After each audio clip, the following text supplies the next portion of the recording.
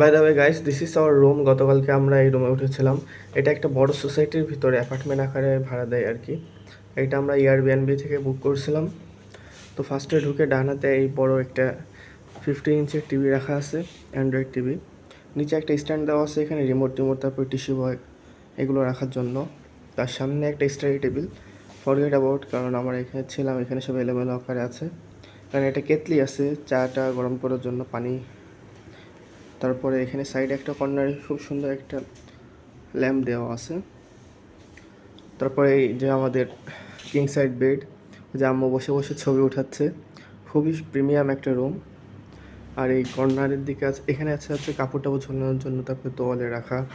এই কর্নারে আছে একটা ফ্রিজ, আর সাইডে একটা ল্যাম্প। এটা জায়গাটা খুবই সুন্দর। আর এই রুমের বেস্ট পার্টটা হলো ওয়াশরুম।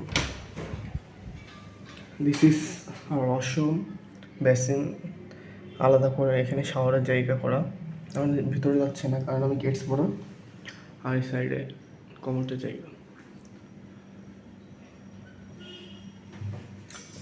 সো কালকে আমরা উঠেছিলাম, একটু পরে আমরা চেক আউট করবো। Thank you.